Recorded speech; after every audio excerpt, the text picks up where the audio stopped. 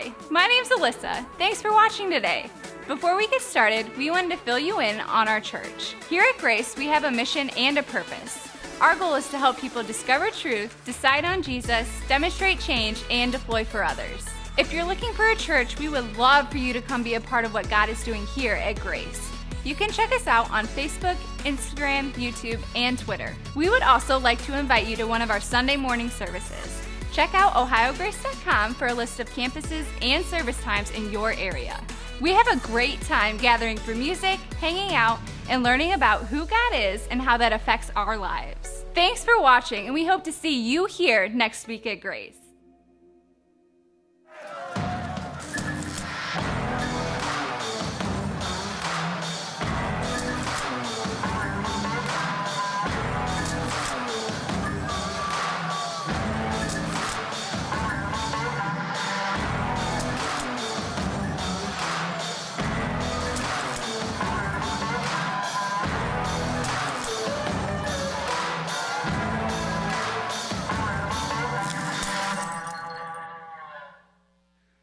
What's up, church? How you guys doing this morning? Okay, all right. I hear you. All right, second service. That never happens from you guys, but we'll roll with that. Hey, this morning we're starting a brand new series called Rough Crowd. I'm super pumped. For the next 7 to 8 weeks or so, we as a church family together, we're going to walk through the life of a man named Joseph. Now, this isn't your Christmas Joseph with Mary and the baby Jesus and the manger and shepherds and wise men and all that type of thing. This is actually a Joseph who lived 2,000 years before that Joseph was even born. And what we're going to see is we're going to watch how God uses really the most improbable person to do really, really big things. And it's going to be a reminder for us that no matter what we've done in our life, no matter what our life looks like in the current situation, no matter where we're at and all the bad things that have happened to us or all the bad things that are happening in our life, maybe even right now, that God wants to use us in big, big ways. And if we're not dead, the honest truth is God's not done with us. And so what I want to do is encourage you guys to be here for the next, to commit being here for the next 8 weeks. I know that's a long time. I know some of you guys are like, I think, all right, just do it. All right, be here for the next 8 weeks as we walk through this story together. Again, this is a story that we're going to be building off of each and every week, and so don't want you to get behind on that. Also, what I also want to encourage you guys to do is to get out your dusty Bible at home and read it for yourself, okay? That's something, those of us who are Christians, it should matter to us what God says. If we believe God is real, we believe God loves us and cares for us and has given us a way that we should live our life, it should matter to us what that is. And so you should be reading your Bible on your own, probably even on a daily basis. That should matter to you.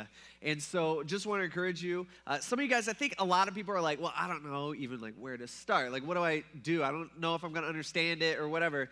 Start, for this series or for the next 8 weeks, why don't you start with just reading the first page of the first book of the Bible, which is Genesis chapter 1, verse 1. Just start there, and you'll be able to read through Genesis throughout the next 8 weeks if you do it on a regular basis. It's not too long. And so just want to encourage you to do that. If you start doing that, you'll be reading about creation. You'll be reading about how God creates mankind. You'll read about real quick how mankind chose to rebel against God, and things just get bad, and things then get worse quickly. And it's just constant, all of this rebelling against God. If you keep reading, it won't take you long until you get to a guy named Abraham. Now, Abraham, this is where actually our story begins. God has an issue because all of us are sinners, and every, mankind, we constantly rebel against him, and God loves us. And so what he does is 4,000 years ago, he goes and he picks out one man out of all the people living on earth, and he promises to this man, this is Abraham, he says, hey, through you, I'm going to fix this whole sin problem. Through you, I'm going to fix this whole rebellion issue where I can have a relationship with the people that I created, how I exactly really how he created us to be and how we were meant to be. And so he promises that he's going to, through him, he's going to save the world and rescue the world, who, by the way, what God was pointing to 2,000 years before was Jesus, who came 2,000 years ago, hence the 4,000 years. And so he's pointing to Jesus, saying, hey, Jesus is going to fix all of this. Not only does he promise that through Abraham's offspring that he is going to rescue the world, he also promises that he's going to turn Abraham's offspring really into a really large nation. Now, with this promise, there's a problem. That is, Abraham has no kids. Okay, so pretty hard to produce a nation out of somebody who doesn't have any kids. Not only does Abraham not have any children, but he also is super old. And so Abraham, he hears this, and even his wife kind of laughs at God one time when he's telling them about this, and this is impossible. And so Abraham, he doesn't know how it's going to work out. He doesn't know what's going to happen. He doesn't know what necessarily God means through any of this, but Abraham, to his credit, believes God anyway. And so they got to wait a while, but eventually Abraham and his wife Sarah have a son named Isaac. And Isaac, he gets married to a lady named Rebecca, and Isaac ends up having two kids, actually twins. One is named Esau, the older one, and then Jacob. And Jacob, these two guys, what we're going to find out is there's a lot of competition in the family. And as we look at this family right here, this doesn't look much like a nation, right? I mean, it doesn't. It doesn't even look much like a family. But things begin to pick up steam when Jacob has children. He actually has 12 sons. All right, so things pick up steam quickly. 1 to 2 to 12. And so when this happens, we can understand that, yeah, sure, by looking at this, we can totally get that a few generations later, as his 12 sons have children, and they have children, and they have children, that sure, yeah, you would understand that they would eventually, start looking really a lot like a small nation, especially by ancient standards. And so that's exactly what happens. These 12 sons would end up becoming the 12 different tribes of Israel. Now, out of the 12 sons that Jacob has, I'm sure he loves them all to varying degrees, it sounds like. But there is one son that he loves even more, and that is second from the youngest. I think I said that right. Second from the youngest? Yeah, second from the youngest. And that is where Joseph comes into the story. Now, today what we're going to do is I want to introduce you to 17-year-old Joseph, and we are going to be introduced really to the family situation that he was born in. And what we're going to find is that Joseph's family is far from ideal, just like a lot of our families are very far from ideal. Now, most of us, I think we have this, I don't know if this is from like watching movies or back when we were kids, we kind of developed this idea of like the ideal family, and I think that kind of carries with us. And it's interesting that, maybe it's because we're all in the same culture or whatever, they all pretty much look the same. Like if you were to compare your ideal family with somebody else's ideal family, it's like basically the same, although there's differences because we're different.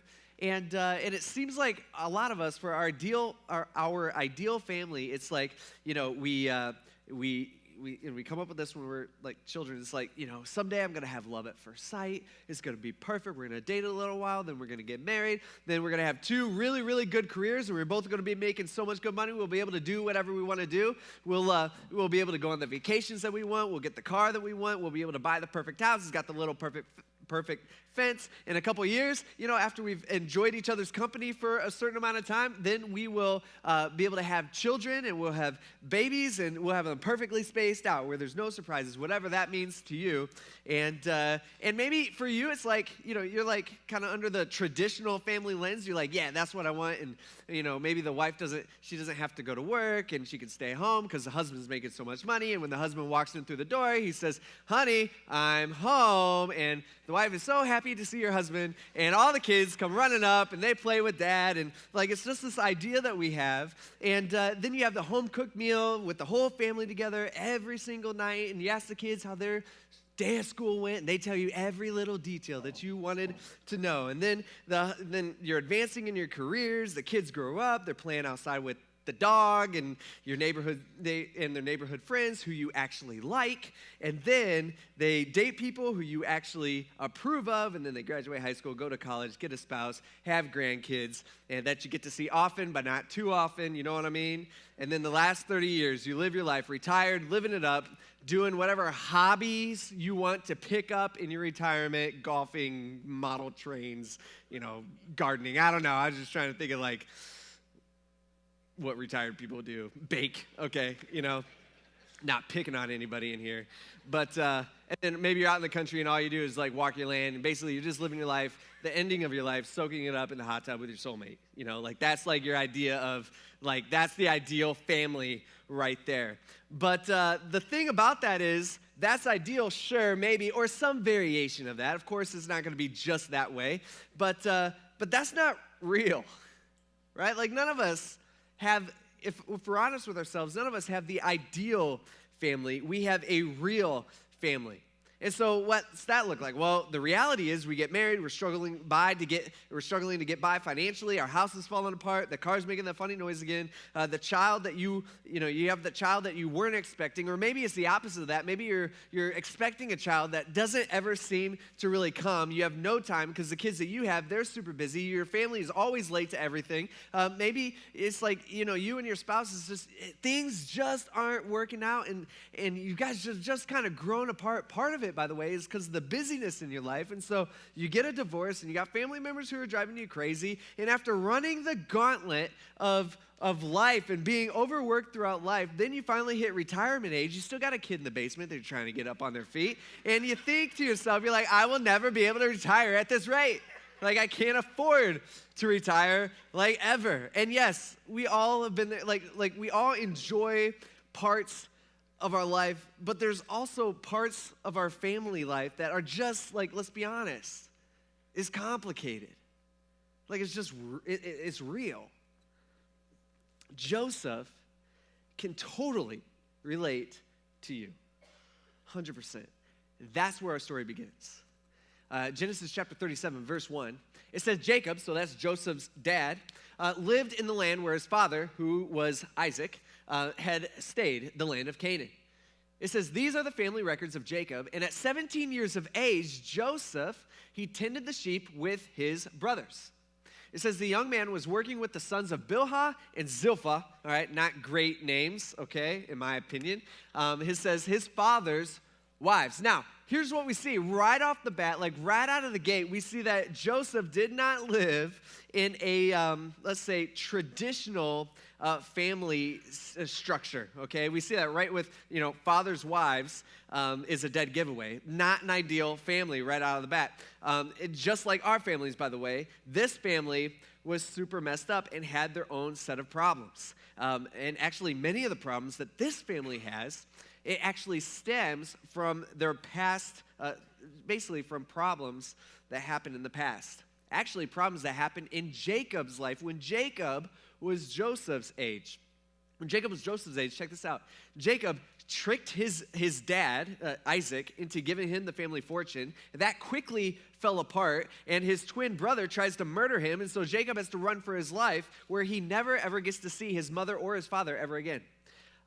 He goes and he lives with his uncle, who then cheated him and tricked Joseph into marrying his daughter, which happened to be Joseph's cousin. All right, that's not cool. And then Joseph married his other cousin. And so at this point, Joseph, he has two wives, which is a bad idea. And by the way, I think two wives, he didn't just marry just two wives. He married two wives that are sisters, which I think we can all agree is a really, really bad idea. And you got Leah and Rachel, and both of them are just in constant competition, competing for Jacob's affection. And both of them have an issue, is that they both have problems getting pregnant. Now, back then, this was a big deal because in their culture, I mean, you wanted to have kids. You wanted to have offspring. That's how you, carried on your name. and you wanted to have big families. And so what Leah and Rachel end up doing is they both give Jacob one of their servant girls to sleep with, and the servant girls will have children in place of the wife, is what their plan is, and then they can raise their servant girls' children as their own. And so Jacob has these 2 wives with an additional 2 other ladies, and so in a sense, he's kind of got like 4 wives that he's dealing with. I mean, not an ideal situation, not a good situation at all. And not only does he have 4 wives, but he also specifically has a favorite wife. By the way, if you have a favorite wife, I'm telling you, you already got problems, okay? It's the thing. And so the wives are always competing with each other for Jacob's attention, but also the children are always competing with each other for Jacob's attention. And in fact, their family situation gets even worse. Just before this situation that we're going to be looking at today, one of Jacob's sons sleeps with his stepmom. Okay, that's not good. One of Jacob's daughters then gets raped by a guy from a nearby town, and so 2 of her full-blood brothers go and murder every man in that town. I mean, it is just a mess. Like, you thought your family was messed up? This family is messed up, like, legitimately. And so this is the family that this is the family that Joseph has surrounded himself. This is the family that he is born into. Not good. And so 17-year-old Joseph, he's out, the story tells us, with his older brothers, and he brought a bad report about them to their father, all right? Which, by the way, his older brothers aren't super excited about. They're not a fan of that, as you can imagine. I mean, again, you got a bunch of brothers, you know, and they're away from dad, and they're doing bad stuff. Like, that's just what kids do. And I'm sure they had a pact. Like, every, family has a little pact, especially with brothers. Like, what happens in the field stays in the field. Okay, you don't tell dad, you don't tell mom, and we're all good. We don't have to, let's do that. And so instead, Joseph, he doesn't go with the pact, right? What's he do? When he sees something that shouldn't be happening, he goes straight to his dad and tattles on him. And these guys hate it, and they're not a fan of that. Not only that, but it says that now Israel, that's just another word for Jacob, Jacob loved Joseph more. You think that caused any issues within the family structure? 12 sons, right? Jacob loved Joseph more. Joseph is Jacob's favorite, and because what we're going to find is that he is born from his favorite wife. It says, he loved Joseph more than his other sons because Joseph was a son born to him in his old age from his favorite wife. This favoritism that we see within this family is something that runs in the family. Let's say that. It's kind of interesting. If you look back on Jacob's life, okay, so the dad's life, and when he was a kid, what you find is that Isaac, his dad, had 2 sons. You got Esau and you got Jacob. And Isaac really, really, really liked Esau, okay? He favored Esau. He loved Esau more because Esau was kind of a man's man. And he was a hunter, and he was a hairy guy, big guy, and just kind of a guy that a dad might even, in a sense, gravitate towards. And Jacob was kind of the opposite. I mean, Jacob was like working in the tents, that was his, and he hung out with his mom a lot, and his mom favored him a lot more. And so you have this favoritism that Jacob grows up with, and I'm just assuming this. I mean, we don't know, the Bible doesn't tell us, but I think it's safe to assume that hurt Jacob, right? Knowing that his dad loved Esau, his brother, more than he loved him. I mean, I'm sure, and maybe even you and your family, as you look back and you're like, yeah, I totally understand what that feels like. Maybe you had to go through something similar like that. Maybe you have a mixed family, and it's just like, you have a stepmom or stepdad, and just that type of thing happens even here today. But what's interesting to me is we see Jacob treating his wives and his sons the exact same way that his father and his mother treated them. Which is interesting to me because I think a lot of us, even when we're kids, we see things that our parents do, and our parents aren't perfect, okay? None of us, I'm not a perfect parent, and my parents weren't perfect, and none of us are perfect, obviously, we know that. But we see things that our parents do or that our parents maybe have done in the past, and we're like, hey, that's not good, Okay, even I as a kid, I know that's not the way to do things. And even a lot of us, I think we vow to ourselves like, I will never do that, Mom. I will never do what you did to me, Dad. Stuff like that. And then what ends up happening? A lot of times, what you see in our society is we end up treating our family the exact same way that we hated to be treated by our parents. We treat our kids the exact same way that we hated when we were kids. And it's just kind of the cycle within a family. That's what we see here within Jacob and Joseph's family, specifically when it comes to favoritism. And it causes so much heartache and it causes so much pain within this family. See, that's what favoritism does, by the way. This is what it does. It ruins relationships, especially relationships within the family. And as Christians, by the way, did you know this? As Christians, God tells us not to show favoritism within the family. Right? God's like, hey, don't do that. God also says, actually, God broadens that. We see this in the New Testament. It's not just, hey, don't show favoritism in the family. It's more than that. It's like, hey, don't show favoritism within the community. All right, be fair to everybody, meaning value everybody the same, no matter what their background or what's going on in their life. Value everybody the same. And we see this in James chapter 2, verse 1. He says, my brothers and sisters, this is God talking to us. Hey, do not show favoritism. Right? Pretty, easy. It's pretty clear here. And so here in Joseph's family, this favoritism, it fuels dysfunction.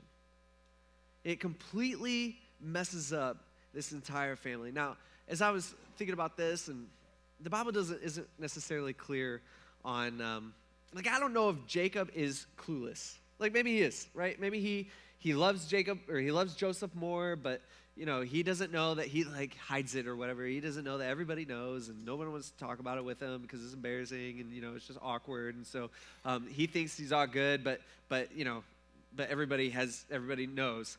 Or maybe he just didn't care what the other brothers thought, what his other sons thought about it. Because it's interesting here, he didn't seem to hide his favoritism. By the way, let me just say, if you have a bunch of kids and you like one of the best thing to do, keep that between you and God, and that will save you a bunch of counseling bills in the future, okay? It just will, because it causes issues, and it causes problems. You got to treat everybody the same, is what the Bible tells us. So, it says, because Jacob loved Joseph more, more than his other sons, because Joseph was a son born to him in his old age, and because of that, he made Joseph a long sleeve robe for him. Now, when I read this, originally I'm like, man, long sleeve robe. If my dad made me some long sleeve shirt, not interested. I'll be honest. Thanks, Dad. Appreciate it. It's the thought that counts, I guess, but there's no way I'm wearing anything that my dad handmade. I'm just not doing that. But, it sounds like something like no offense, grandmas, but something your grandma would make for you for Christmas and give it to you. You're like, thanks. We'll put that in the ugly sweater pile, that type of thing. But anyway, it's, to us, it's hard for us to see this as a big deal. But back then, it was actually a big deal. Back then, this would have been something that was tailor-made for Joseph. So it would have been expensive. It also would have been something that his other brothers didn't have. And it would have been something that it's not something that you wear when you're out doing manual labor, which is what they did. This is inside clothes. Okay, picture this as a really nice tailor-made suit, not something, again, that you go out in the fields and work. And this is something a supervisor would wear as he's leaning back, underneath the shade, drinking his cup of coffee, saying, hey, you, get to work. Hey, no breaks, that type of thing. That's Joseph. And so really what his dad is doing here is he's promoting Joseph to Jacob's, dad's personal assistant. And so to make sure everything gets done, to run the family business, it'd be think about it this way. It'd be like you're sitting around the Christmas tree with all your kids on Christmas Day, and they all open up. You give them all an Etch-a-Sketch, okay, which I don't, some of you guys might not even know what that is, some of you kids. But let's say you give them one of those, and then one of your kids, you give them the newest iPad. It'd be like that. That's the difference here.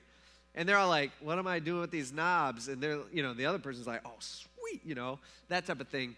That's what's going on. I'm guessing that wouldn't go over too well at your house. I don't know your family, but I'm just assuming, your kids aren't super excited about that, except for the one. And so really what this did is this robe or this shirt or whatever, it screamed number one son.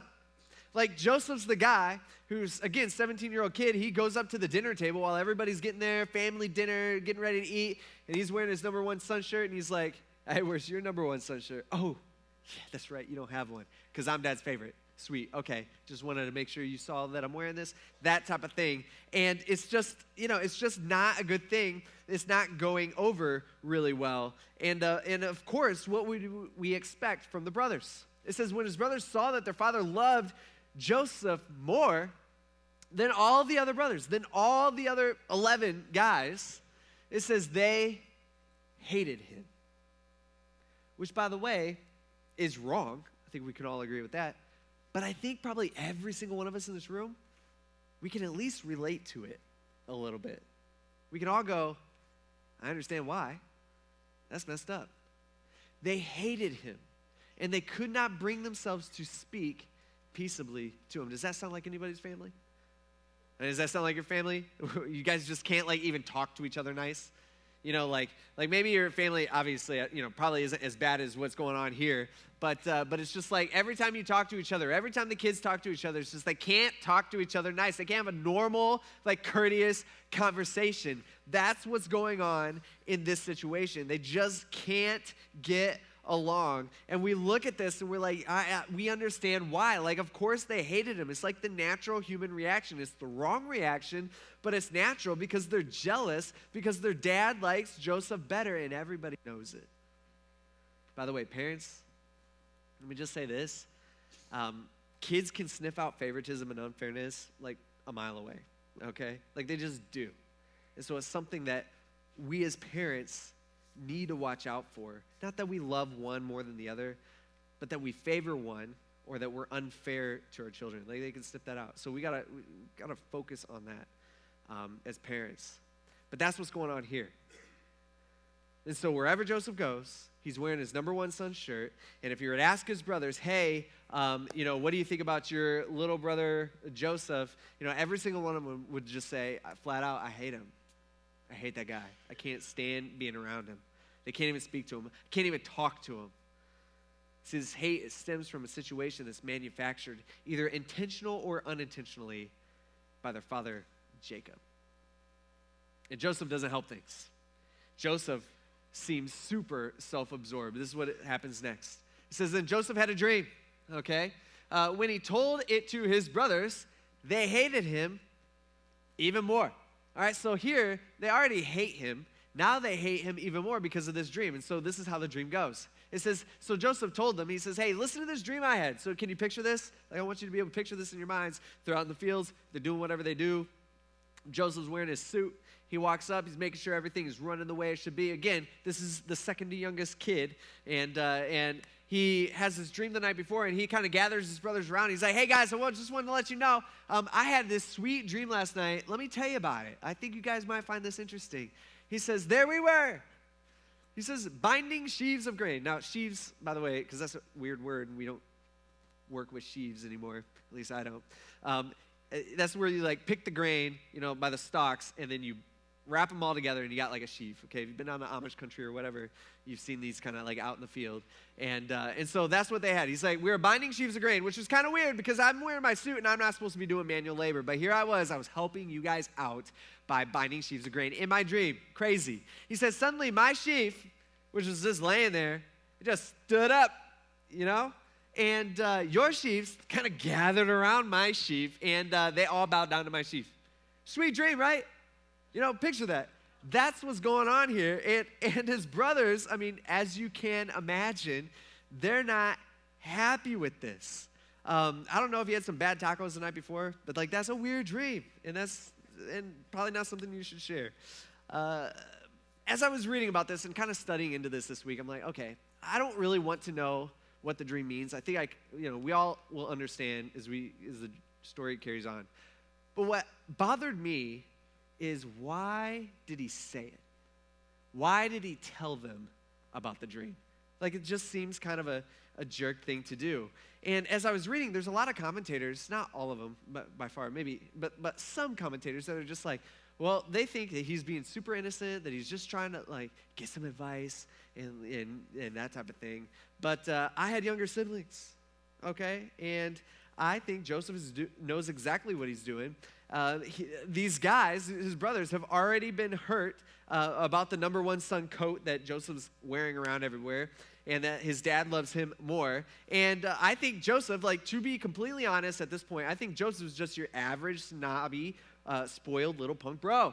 Like, that's what he is. And tattletale guy, even. And if you have younger siblings, like, you know exactly how that goes, okay? Like, what happens? Okay, you're little, how many of you guys had younger siblings? Okay, all right, so you guys all can relate to me. I was the oldest, and so, yeah. And so what happens, right, when you're a kid? They come up and, like, hit you. So you're the older kid. You punch them back. You know, it always escalates a little bit. And then what happens? You're the one who gets caught.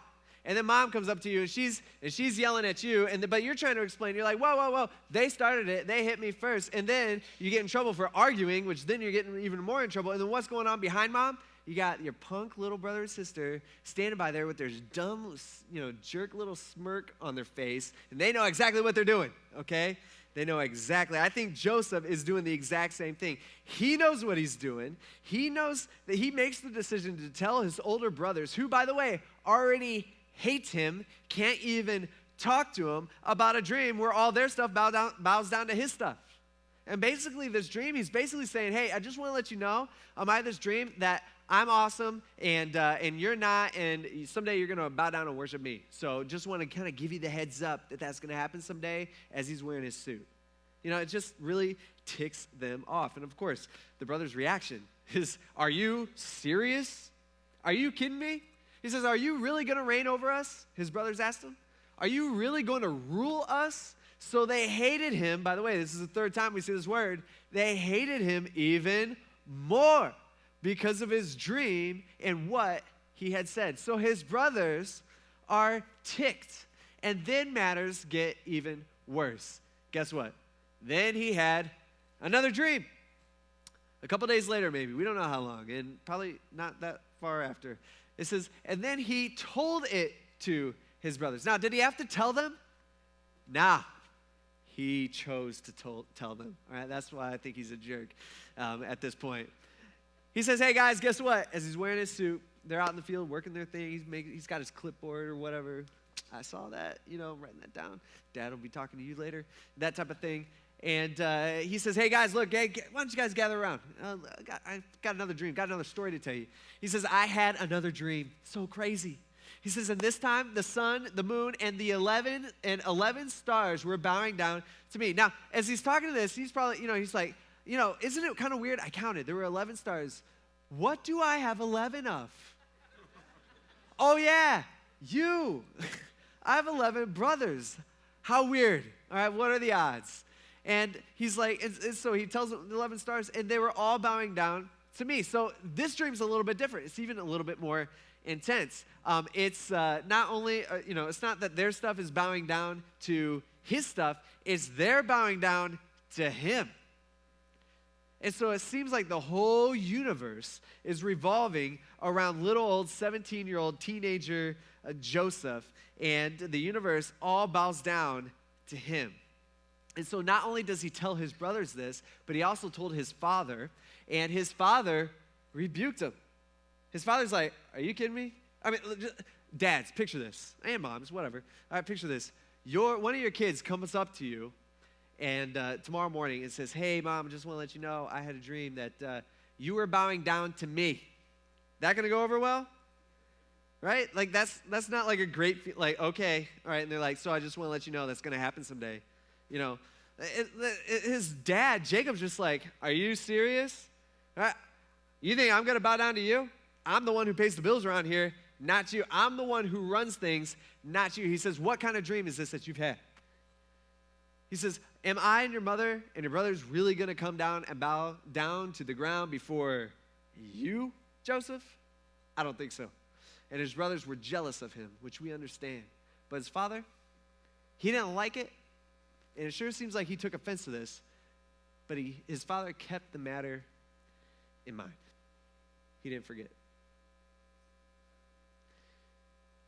See, the story, it starts off with a dysfunctional family that has a bunch of problems. And as you work your way through just the first 11 verses, that's all we're going to do today. Just the first 11 verses. I mean, what happens? It just gets worse and worse and worse. Like, it doesn't get any better here. And it's just a messed up family. I mean, everybody's messed up. You got Jacob, he's got problems. His wife's got problems. His son's got problems. Even Joseph, he's just a punk. Like, he's got his own problems. And what we will see is that God is going to use this 17-year-old kid from a messed up family who's got all this baggage and all this stuff going on within his life. He's going to use him to literally save the world. And it's more than that. It's way more than just feeding people, which we'll find out later on in a few weeks. But it impacts us here today, where God offers us to be saved today, that we can have a relationship with our Creator today because of God using Joseph 4,000 years ago. Now, I don't know you, a lot of you. I don't know your family. I don't know what type of family that you came from. I don't know what your family has done to you.